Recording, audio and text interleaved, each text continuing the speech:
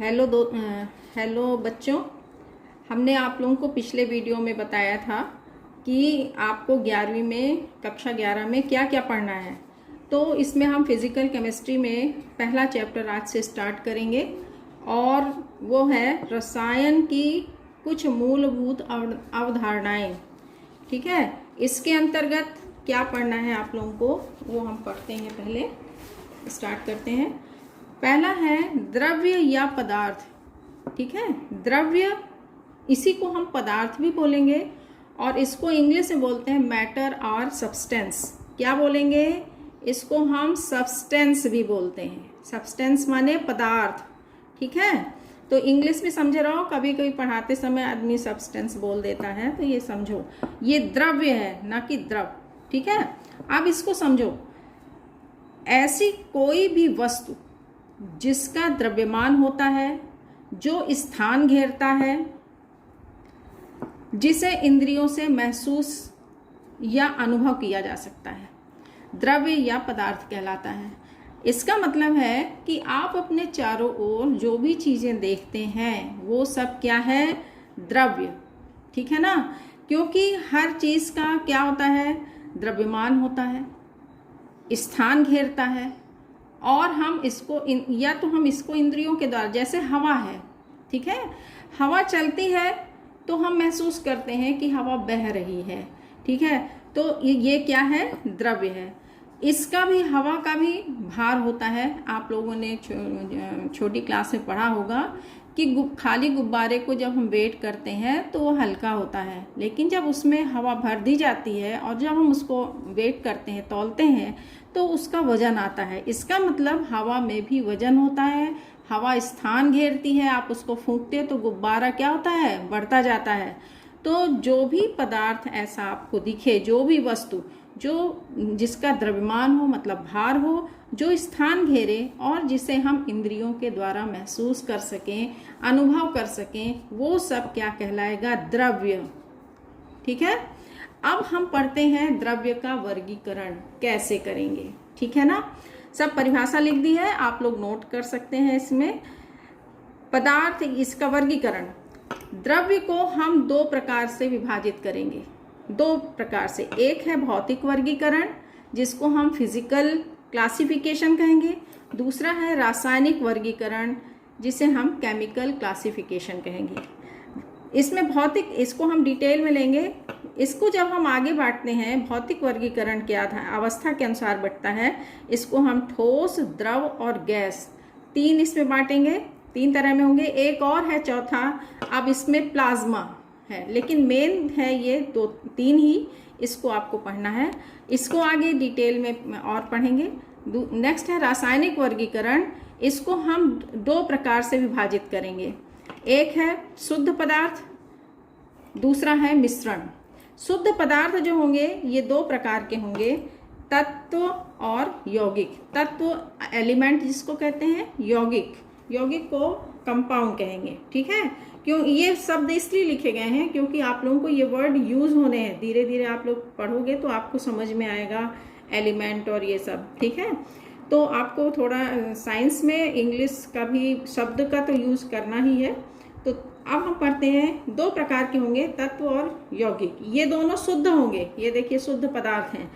अब तत्व जो है ये तीन प्रकार के होते हैं, धातु, अधातु, उपधातु। अभी तक जैसे 118 तत्व ज्ञात हैं और वो सब उसमें से कुछ धातु होंगे, कुछ अधातु होंगे, कुछ उपधातु होंगे। यौगिक जो होते हैं ये दो प्रकार के होते हैं, ये भी शुद्ध पदार्थ हैं। ये दो प्रकार के होंगे। पहला होगा अकार्बनिक, इनऑर्गेनिक केमिस्ट्री। दूसरा कार्बनिक, जिसे हम ऑर्गेनिक केमिस्ट्री कहेंगे। ठीक है, अब हम मिश्रण के बारे में पढ़ेंगे। मिश्रण जो है ये दो प्रकार का होता है। एक तो होगा समांगी और दूसरा होगा विषमांगी। दूसरा क्या होगा? विषमांगी। तो समांगी और विषमांगी, इसके बारे में हम आगे अब एक एक करके सब डिटेल पढ़ते हैं।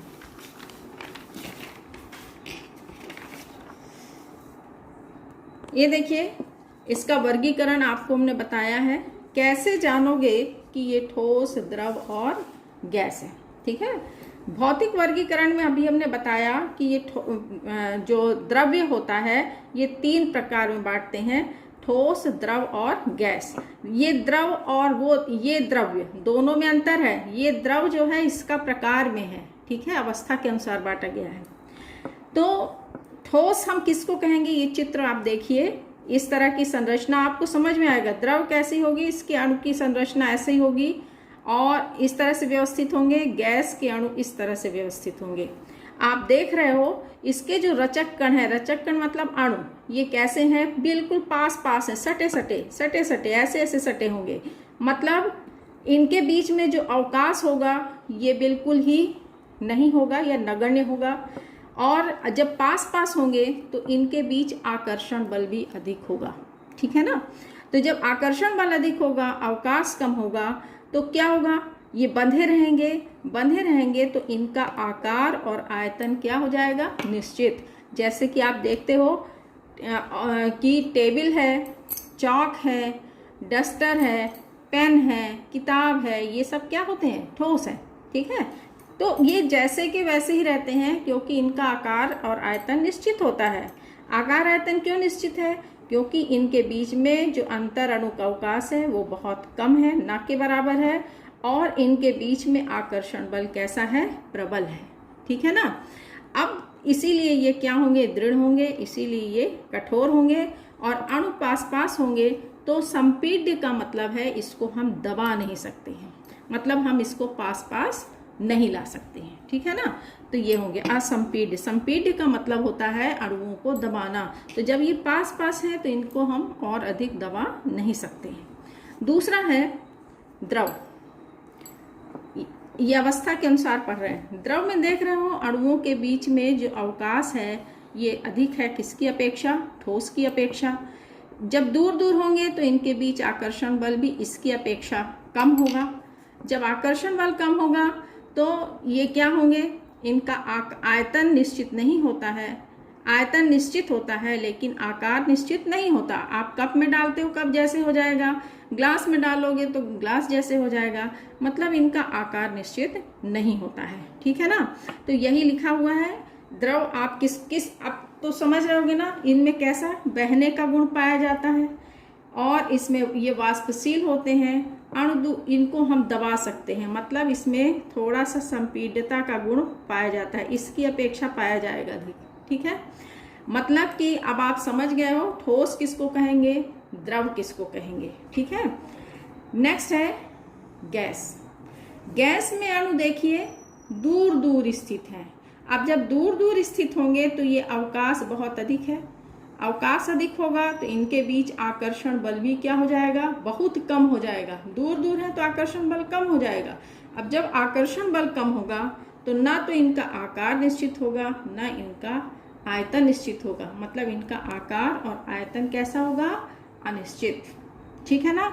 यही लिखा हुआ, रचक कण दूर दूर, आकार आयतन अनिश्चित, अंतरा अणु अवकाश बहुत अधिक होता है और अणुओं के बीच आकर्षण बल नगण्य या बहुत कम होता है, ठीक है। अब जब दूर दूर होंगे तो हम इनको पास ला सकते हैं, मतलब इनमें हम संपीड़न कर सकते हैं और इनमें विसरण का गुण पाया जाता है। आप देखते होंगे कि खाना बनता है किचन में लेकिन उसकी खुशबू सब जगह पहुंच जाती है, पूरे घर में फैल जाती है, ठीक है ना। इसी तरह से धूप बत्ती कहीं जलाते हो पूजा घर में, लेकिन उसकी खुशबू पूरे घर में फैलती है। इसको बोलते हैं अधिक सांद्रता से जब गैस के अणु कम सांद्रता की ओर जाते हैं तो उसे हम विसरण कहते हैं। तो विसरण का गुण किस में पाया जाएगा, गैस में सबसे अधिक पाया जाएगा, बहुत कम मात्रा में द्रव में भी पाया जाता है, ठीक है। तो अब आप समझ गए हो कि कौन सी चीज़ हम ठोस क्यों कह रहे हैं, क्योंकि ये कड़ी देखिए, टेबल ये कड़ी है, ये पेन कड़ा है, क्यों, क्योंकि इसको हम दबा नहीं सकते हैं। इसको चाहे 10 साल रखो ये ऐसे का ऐसे रहेगा, आकार आयतन निश्चित होगा। पानी क्या है, द्रव है। क्यों पानी द्रव है, पानी तेल ये सब क्या है, द्रव। क्यों द्रव है, क्योंकि इनमें जो है बहने का गुण है, इनका आकार आयतन निश्चित नहीं है। मतलब कहने का कि आप देख सकते हैं गैस, LPG गैस सिलेंडर देखते होंगे, गैस जो होती है इसको संपीड़ित करके अधिक प्रेशर में सिलेंडर के अंदर भरते हैं तो इसमें संपीड़न का गुण पाया जाता है, मतलब इसकी हम उसको आयतन को कम कर सकते हैं प्रेशर करके। ठीक है, अब आपको पढ़ाते हैं। तो अब आपको समझ में आ गया, अब दिक्कत नहीं होनी चाहिए किसको ठोस कहते हैं, किसको द्रव कहेंगे और किसको गैस कहेंगे। अब आगे पढ़ते हैं रासायनिक वर्गीकरण। रासायनिक वर्गीकरण, जैसे कि अभी आपने ये चार्ट देखा कि रासायनिक वर्गीकरण में ये दो प्रकार के होंगे, शुद्ध पदार्थ और दूसरा मिश्रण। शुद्ध पदार्थ दो प्रकार, शुद्ध पदार्थ मतलब इसमें समान रूप एक ही प्रकार का अणु होगा, और तो ये दो प्रकार के होंगे, तत्व और यौगिक। तत्व यौगिक दोनों कैसे हैं? शुद्ध पदार्थ हैं। इसमें से आपको ऑब्जेक्टिव भी आते हैं तो आप लोग जाने रहिए। अब पढ़ते हैं कि करके तत्व। तत्व मतलब एलिमेंट। वे शुद्ध पदार्थ हैं, देखिए स्टार्टिंग में लिखा है, वे शुद्ध पदार्थ हैं जो एक ही प्रकार के परमाणु से मिलकर बने होते हैं। ठीक है, और इन्हें छोटे भागों में विभाजित नहीं किया जा सकता। अगर सोचें कि इसको सरल किसी विधि के द्वारा और छोटे भागों में विभाजित कर दें तो नहीं किया जा सकता है। ऐसे इनको हम क्या बोलेंगे? पदार्थ को तत्व। मतलब कि आप जैसे मान लीजिए इतना बड़ा ये पीस आयरन का है, Fe। लोहे का सूत्र क्या होता है? Fe का है। तो ये पूरा किससे बना होगा? Fe एक ही प्रकार के परमाणु से बना होगा, और इसी को बोलेंगे तत्व। तो आपको समझने की वो है, रटने की जरूरत ही नहीं है। तत्व वे शुद्ध पदार्थ है, शुद्ध हैं क्योंकि Fe ही है, कुछ और अशुद्धियाँ इसमें नहीं है, अन्य चीज नहीं है। वे शुद्ध पदार्थ हैं जो एक ही प्रकार के परमाणु से मिलकर बने होंगे। ठीक है, तो उसे हम तत्व कहते हैं। अब इसको हम यदि वो करेंगे, तोड़ेंगे भी, तो ये क्या होगा? Fe में ही टूटेगा, मतलब इसे और छोटे भागों में विभाजित नहीं किया जा सकता। तो जैसे इसका उदाहरण है ये लोहा, चांदी, Fe, Ag, ये परमाणु, ये संकेत हैं। अब आप लोग जो है सबसे संकेत भी याद करेंगे। लोहा हो गया, चांदी हो गई, हाइड्रोजन हो गया, ऑक्सीजन हो गया, नाइट्रोजन, ये सब क्या है? एक ही प्रकार के परमाणु से मिलकर बना हुआ है। ठीक है, जैसे O2 भी हम इसको बोल सकते हैं। O2 भी तत्व है, ये O2 तत्व है। चाहे O लिखिए, चाहे O2 लिखिए, चाहे N2 लिखिए, चाहे Cl2, ये भी केवल N से ही बना है, ये Cl से बना है। मतलब कि ये समान प्रकार के परमाणु से मिलकर के बना हुआ है। ठीक है, तो तत्व जो है तीन प्रकार के होंगे। एक होगा धातु, दूसरा होगा अधातु, तीसरा होगा उपधातु। ठीक, धातु के अंतर्गत ये सब आ गए, और भी आते हैं। अधातु के उदाहरण ये दिए हैं, उपधातु के उदाहरण ये दिए हैं। अब किसको कहोगे धातु और किसको कहोगे अधातु और किसको कहोगे उपधातु? ठीक, धातु, पिछले कक्षा में आप लोगों ने 10th क्लास में धातु अधातु आपके कोर्स में था, उसको आपको फिर से पुनरावृत्ति करने की ज़रूरत है बस।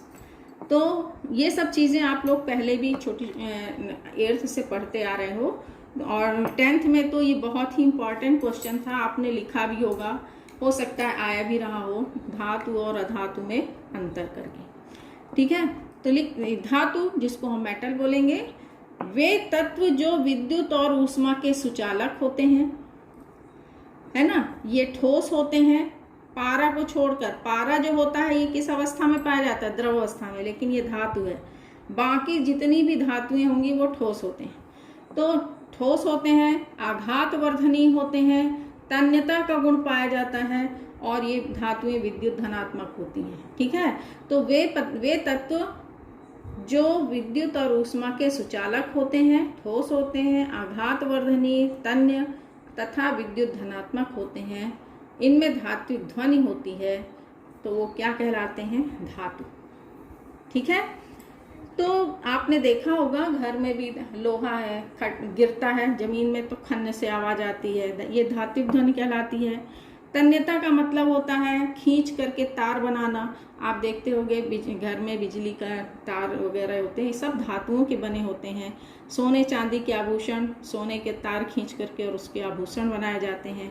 आघात वर्धनी मतलब क्या होता है? धातुओं में चोट मारेंगे हथौड़े से तो उसका फिर क्या बनता है, वो बढ़ता है, तो इसको बोलते हैं आघात वर्धनीयता, है ना। और विद्युत और ऊष्मा की सुचालक होती हैं, ठीक है, आपको बताए हैं सुचालक होती हैं, इसीलिए इसका धातुओं का उपयोग बिजली के तार बनाने में किया जाता है। तो धातुएं सोना चांदी, है ना, कॉपर, ये सब ये यहाँ पे उदाहरण दिए हैं आपको, वही सब हैं। नेक्स्ट है अधातु, वे तत्व जिनमें ये गुण नहीं पाया जाएगा, मतलब विद्युत और ऊष्मा के सुचालक नहीं होंगे और ये ठोस द्रव गैस तीनों अवस्था में पाए जाएंगे। इनमें आघात वर्धनीयता का गुण नहीं पाया जाएगा, तन्यता का गुण नहीं पाया जाएगा, ठीक है, और ये विद्युत ऋणात्मक होंगी। तो हमने इस शॉर्ट में लिख दिया है वे तत्व जो विद्युत ऋणात्मक होते हैं और धात्विक गुण जिनमें नहीं पाए जाते हैं वो क्या कहलाते हैं, अधातु कहलाते हैं, नॉन मेटल, ठीक है। नेक्स्ट है उपधातु। उपधातु को हम मेटलॉइड कहते हैं अंग्रेजी में। इसके अंतर्गत इसको क्या होंगे, ऐसे तत्व जिनमें धातु और अधातु दोनों के कुछ कुछ लक्षण पाए जाते हैं, उनको हम क्या बोलेंगे, उपधातु। जैसे हमने क्या बताया है, आर्सेनिक, एंटीमनी, बिस्मथ, टिन इत्यादि, है ना, कई सारे हैं। तो ये इसको आप डिटेल पढ़ोगे जब आपको आगे आएगा उसमें पीरियोडिक टेबल में, तो और क्लियर होगा। अब आते हैं दूसरा चीज है यौगिक। यौगिक जो हम यहाँ पढ़े, ये यौगिक तत्व के बारे में आप पढ़ लिए, तीनों प्रकार। अब यौगिक के बारे में पढ़ोगे। यौगिक दो प्रकार के होंगे, एक होगा अकार्बनिक और दूसरा कार्बनिक। तो यौगिक की परिभाषा क्या है, इसको समझिए। यौगिक जिसको हम कंपाउंड कहते हैं, जब अब आपको तत्व समझ में आ गया है, तत्व किसको कहते हैं। अब यहाँ पर आपको आगे तत्व नहीं पढ़ाया जाएगा, अब आपको समझना है यहाँ पे क्या चीज़ कही जा रही है। जो शब्द लिखे हैं वही, जब दो या दो से अधिक तत्वों को निश्चित अनुपात में मिलाया जाता है तो रासायनिक संयोग के पश्चात, मतलब रासायनिक क्रिया के पश्चात बना नया पदार्थ यौगिक कहलाता है, ठीक है। जैसे कि उदाहरण के रूप में आपने लिखा Na+Cl2, तो क्या बन गया, NaCl, ठीक। इसको बैलेंस करेंगे, तो बैलेंस करना आपको बाद में बताएंगे, ठीक है। दूसरा समझो, H2+O2 क्या बनता है, H2O, ठीक है। अभी हम इसको बैलेंस करना नहीं बता रहे हैं, अभी आप समझिए, यौगिक के लिए बता रहे हैं। ये यौगिक है, ये क्या है, यौगिक है, ठीक है। तो आप देखिए, और ये क्या है, ये देखो केवल हाइड्रोजन से मिलके बना है। इसमें HH है, इसमें OO है, इसमें Na है, ये Cl है, मतलब ये एक ही प्रकार के परमाणु से बना है, इसलिए ये सब क्या है, तत्व। ये क्या है, तत्व। जब दो या दो से अधिक तत्वों को निश्चित अनुपात में मिलाया जाता है तो रासायनिक क्रिया, ये क्रिया हो गई, के पश्चात बना नया पदार्थ, ये क्या कहलाएगा, यौगिक, ठीक है। अब इसके आप विशेषताएं लिख दी हैं, विशेषताएं रटने की जरूरत नहीं, आप इसको समझो। हाइड्रोजन क्या है, गैस है, ठीक। ऑक्सीजन क्या है, ये भी गैस है, लेकिन H2O क्या है, द्रव है, ठीक है। मतलब कि इसका गुण इससे पूर्णतः क्या है, भिन्न है, ठीक है। इसको हम पी सकते हैं लेकिन इनको पी नहीं सकते हैं। Na जो है सोडियम, दूसरा उदाहरण समझो, सोडियम को यदि बाहर रखोगे, आपके 10th में भी रहा होगा, बाहर रखोगे तो ये जलने लगता है, मतलब हम इसको छुएंगे तो हम ही जल जाएंगे, मतलब ये हमारे लिए घातक नुकसानदेह है। Cl2 भी गलघोटू गैस है, मतलब दोनों ही हमारे लिए नुकसानदेह हैं। लेकिन NaCl, इसके बिना हम जीवित नहीं रह सकते, इसको हम डेली खाने में खाते हैं, ठीक है ना। ये हमारे लिए नुकसानदेह नहीं है बल्कि फायदेमंद है। इसके गुण, इसका मतलब क्या हुआ कि इसके गुण इससे, मतलब अवयवी तत्वों से, अवयवी तत्व माने जिससे ये बना है, इनसे पूर्णतः भिन्न होंगे, ठीक है ना। मतलब NaCl के गुण, यौगिक के गुण अपने अवयवी तत्वों से, जिससे वो बना है, उससे पूर्णतः भिन्न होते हैं। दूसरा चीज, इनमें जो है अवयवी तत्वों का अनुपात सदैव निश्चित होता है भार के अनुसार। मतलब कि हाइड्रोजन H2O में क्या होगा, हाइड्रोजन कितना अनुपात होगा, हाइड्रोजन कितना होगा, 1। हाइड्रोजन कितना होगा, जैसे उदाहरण समझो H2O, इसमें हाइड्रोजन और ऑक्सीजन का अनुपात समझो। हाइड्रोजन का परमाणु भार 1 होता है, ये कितना है, 2, तो ये 2 लिख दिए। ऑक्सीजन का परमाणु भार कितना होता है, 16, तो 2:16, या हम क्या कह सकते हैं, 1:8। 2 एकम 2, 2 अट्ठे 16। मतलब H2O में हाइड्रोजन और ऑक्सीजन का अनुपात सदैव निश्चित होगा, ठीक है, 1:8 होगा। NaCl में Na का अनुपात कितना होगा, 23, और क्लोरीन कितना होगा, 35.5।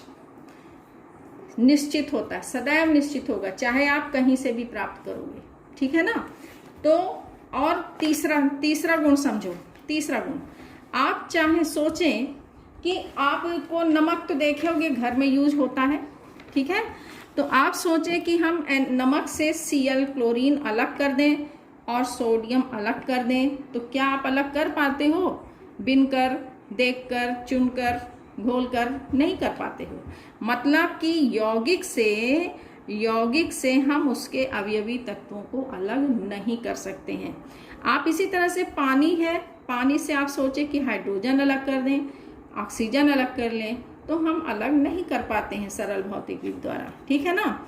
और ये हमेशा समांगी होंगे। नमक चाहे इतना बड़ा पीस हो, चाहे इतना बड़ा पीस हो, उसमें NaCl समान रूप से वितरित होगा, ठीक है। मतलब ये कैसे होते हैं यौगिक, समांगी होते हैं, समान रूप से, ठीक है। यही लिखा हुआ है, यौगिक में तत्वों का अनुपात, तत्वों का अनुपात भारानुसार सदैव निश्चित होता है, सदैव निश्चित होता है। इनके बनने में रासायनिक परिवर्तन होता है। यौगिकों के गुण अवयवी तत्वों से पूर्णतः भिन्न होते हैं और ये समांगी होते हैं व शुद्ध पदार्थ हैं। यौगिकों से अवयवी तत्वों को सरल यांत्रिक विधि द्वारा पृथक नहीं किया जा सकता। इनके बनने में ऊर्जा में परिवर्तन होता है, ठीक है। तो ये हैं यौगिकों के गुण। नेक्स्ट है यौगिक जो है, ये दो समझ में आ गया आप लोगों को। अब इसको ये क्लियर है और ये आपको हमने उदाहरण से भी समझा दिया है। तो और ये है परिभाषा। अब आपको यौगिक जैसे हमने लिखा KMNO4, समझो, जैसे मैंने लिखा KMNO4। अब आप बता सकते हो इसमें पोटेशियम है, मैग्नीज है और ऑक्सीजन है, ठीक है ना।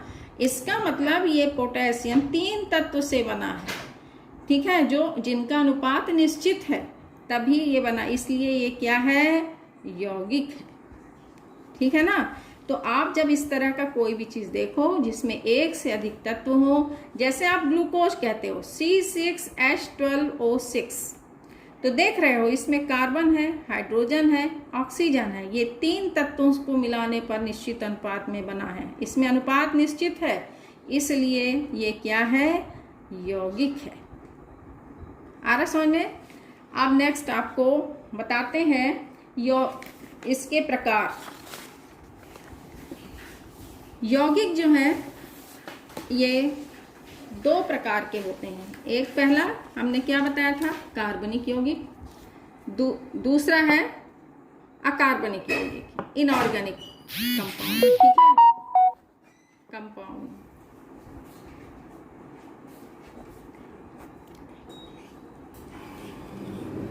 ठीक, तो पहले हम पढ़ेंगे कार्बनिक यौगिक। कार्बनिक यौगिक हम किसको कहेंगे, कार्बन युक्त यौगिक जिनमें कार्बन श्रृंखलन होता है और पेड़ पौधों व जंतुओं से प्राप्त होते हैं।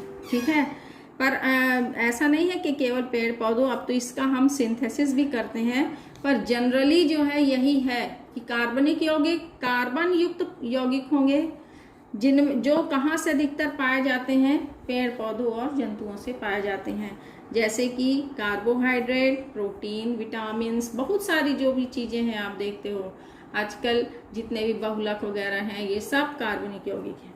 ठीक है, नेक्स्ट है दूसरा अकार्बनिक कंपाउंड। ठीक है, अकार्बनिक कंपाउंड या अकार्बनिक यौगिक, वे यौगिक जिनमें कार्बन नहीं होता है। ऐसा जरूरी नहीं कि कार्बन ही कार्बन होता है, जैसे CO2, ये क्या है, ये अकार्बनिक यौगिक है। क्यों इसमें कार्बन है तो ये कार्बनिक यौगिक नहीं है, ये अकार्बनिक है। क्यों है? क्योंकि इसमें हमने अभी बताया कि कार्बन श्रृंखला होगी, कार्बन श्रृंखला ऐसे जिसमें होती है वो होंगे। ठीक है, वो कार्बनिक यौगिक होंगे। इसमें श्रृंखलन नहीं होगा, इसमें होगा, इसमें नहीं होगा। इसमें कार्बन से नहीं जुड़ा है, इसलिए ये अकार्बनिक यौगिक है। ठीक है, तो ये होगा, और इन्हें हम खदानों से खोद करके, मतलब मिट्टी को खोद करके हम निकालते हैं। ठीक है, दूसरा है, नेक्स्ट है मिश्रण। मिश्रण मतलब मिक्सचर, जब दो या दो से अधिक तत्वों या यौगिकों को किसी भी अनुपात में मिलाया जाता है तो प्राप्त पदार्थ मिश्रण कहलाता है। इनके बनने में भौतिक परिवर्तन होता है, मतलब किसी भी अनुपात में, और वो यौगिक भी हो सकता है और तत्व भी हो सकता है। अब तत्व आपको बता दिए हैं, एक ही प्रकार के परमाणु से। यौगिक माने बताए हैं कि कई प्रकार के परमाणु को जब मिलाते हैं निश्चित अनुपात में। अब यौगिक तत्व आपको समझ में आ जाना चाहिए। ठीक है, तो इनके बनने, जैसे कि अब इसमें इसको भी समझोगे कि क्या होगा मिश्रण। जैसे मान लीजिए आप इसमें क्या करते हो, पानी लेते हो, पानी भरती है, इसमें आपने क्या डाला, पानी लिया, और इसमें क्या डाला, शक्कर। ये पानी का सूत्र क्या होता है, H2O। शक्कर का सूत्र क्या हो गया, C12H22O11। ठीक है, अब देखो, समझोगे अब तुम लोग। अब हम कंपाउंड यौगिक वगैरह बता चुके हैं। ये इसमें हाइड्रोजन और ऑक्सीजन है, दो तत्व से मिला है रासायनिक क्रिया के बाद, तो ये यौगिक है। ये भी क्या है, यौगिक है। देखो, कार्बन, हाइड्रोजन, ऑक्सीजन है, तो जब हम ये यौगिक भी मिला सकते हैं और तत्व भी मिला सकते हैं। तो जब हमने इसको मिलाया इसमें, तो क्या बन गया, शरबत। क्या बन गया, शरबत। ठीक, अब ये क्या हो गया, मिश्रण। क्या हो गया, मिश्रण, क्योंकि इसमें जब दो या दो से अधिक तत्वों या यौगिकों को मिलाते हैं तो मिश्रण बनता है। ठीक है, तो कहने का मतलब है कि ये कैसा हो सकता है, ये कैसा होगा, समांगी है। इसको हम पी सकते हैं, इसका गुण जो है अलग नहीं है। शरबत कैसा होता है, मीठा, जो किसका गुण होगा, शक्कर का। और पानी का गुण होता है, पी सकते हैं, तो मीठा होगा और उसको हम पी सकते हैं। मतलब मिश्रण का कोई अपना गुण नहीं होता है, वह वही प्रदर्शित करेगा जो इसके अवयवी पदार्थों के होते हैं। ठीक है ना। अब समझो एक और मिश्रण समझो, हमने पानी लिया और इसमें हमने रेत मिला दी, ठीक है ना। तो इसमें और इसमें क्या अंतर है, दोनों ही विलयन है, लेकिन इसमें रेत के कण नीचे बैठ गए, पानी कहाँ चला गया, ऊपर। तो ये कैसा कहलाएगा, विषमांगी, और ये कैसा हो गया, समांगी मिश्रण। समांगी का मतलब होता है कि शक्कर के अणु पूरी तरह से इसमें फैल गए समान रूप से। तो जब एक पदार्थ दूसरे पदार्थ में समान रूप से फैल जाता है तो वो कैसा होगा, समांगी। और जब इसमें होगा जब समान रूप से नहीं फैलेगा तो उसको क्या बोलेंगे, विषमांगी। तो मिश्रण कैसे होंगे, दो प्रकार के, एक होगा समांगी और दूसरा होगा विषमांगी। समझ में आ रहा है। अब इसमें जो है अनुपात निश्चित नहीं होता है, चाहे हम इसमें 1 चम्मच शक्कर डालें, चाहे 4 चम्मच शक्कर डाल दें, चाहे 10 चम्मच, इसका अनुपात निश्चित नहीं होता है, ठीक है ना। और इससे चाहे तो हम शक्कर भी अलग कर सकते हैं शरबत में से, और पानी भी अलग कर सकते हैं। कैसे, इसका हम वाष्पीकरण कर दें तो शक्कर बच जाती है, और पानी जो वाष्प में बदलेगी उसको हम ठंडा कर दें तो फिर से पानी में बदल जाएगा।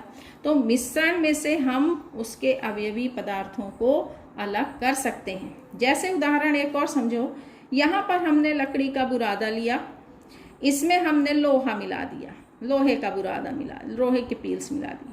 अब हम क्या करते हैं, लकड़ी क्या होती है, लकड़ी जल जाती है।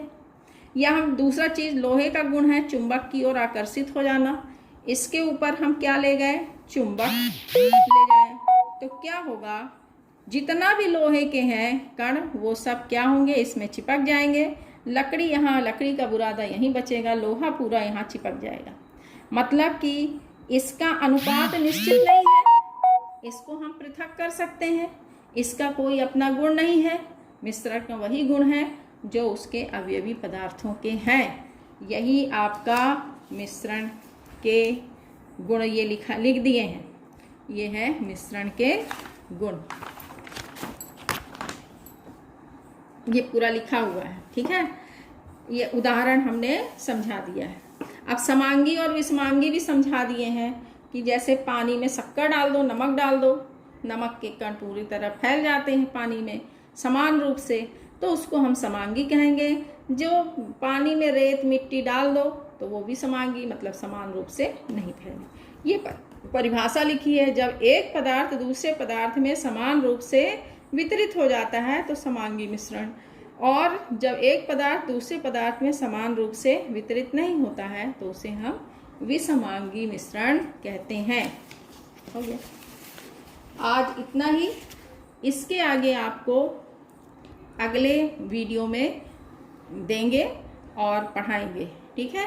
तब तक आप लोग इसको तैयार करिएगा। यदि आपको ये वीडियो पसंद आई हो तो आप लोग इसे ज़्यादा से ज़्यादा शेयर करिए, लाइक करिए, और जिससे कि आपको अगली वीडियो प्राप्त होती रहे। Thank you.